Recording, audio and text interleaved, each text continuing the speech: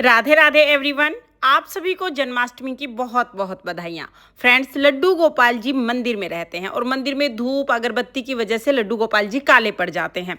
अभी जन्माष्टमी आ रही है, बहुत सारे क्वेश्चन आ रहे हैं कि लड्डू गोपाल जी को कैसे चमकाएं। तो देखिए, जन्माष्टमी पर जब आप लड्डू गोपाल जी का स्नान कराएंगे तभी हम लड्डू गोपाल जी को चमका लेंगे। तो उसके लिए हम क्या करेंगे, जन्माष्टमी पर हमें उसी पात्र में स्नान कराना है लड्डू गोपाल जी को जिसमें हम रोजाना कराते थे।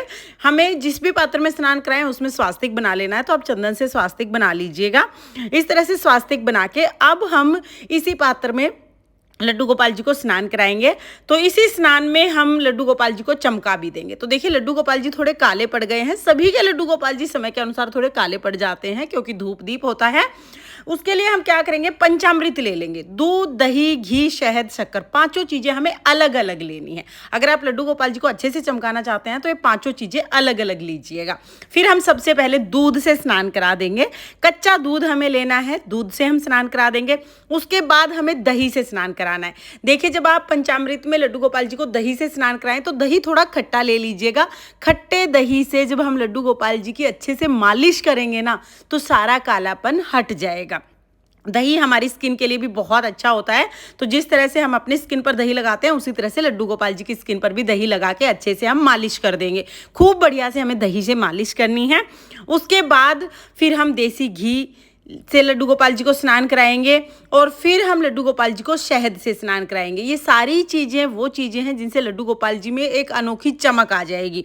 तो आप शहद से भी लड्डू गोपाल जी को ज़रूर ज़रूर स्नान कराइएगा। और वैसे भी हमें पंचामृत स्नान तो कराना ही है। आप सब चीज़ों को एक साथ मिला के स्नान कराते हैं, उससे अच्छा है कि अलग अलग करा लीजिए ताकि आपके लड्डू गोपाल जी बढ़िया से चमक जाएँ।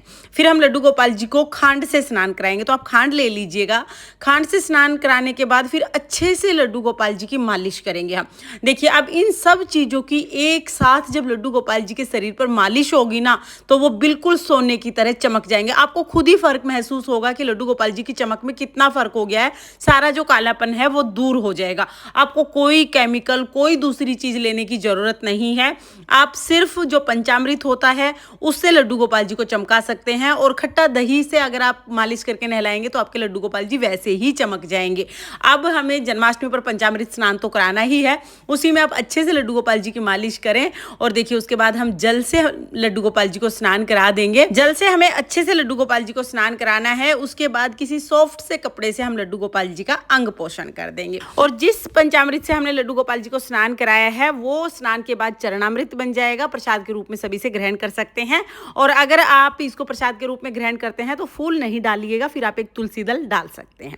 इस तरह से देखिए, हमने कुछ भी अलग से यूज नहीं किया, सिर्फ पंचामृत हमने लिया। पांचों चीज़ों से हमने लड्डू गोपाल जी की अच्छे से मालिश की और हमारे लड्डू गोपाल जी बिल्कुल सोने जैसे चमक गए। आपके लड्डू गोपाल जी चाहे कितने भी काले पड़ गए हों, आप खट्टे दही और खांड से उनकी मालिश कीजिए, लड्डू गोपाल जी सोने जैसे चमक जाएंगे। राधे राधे।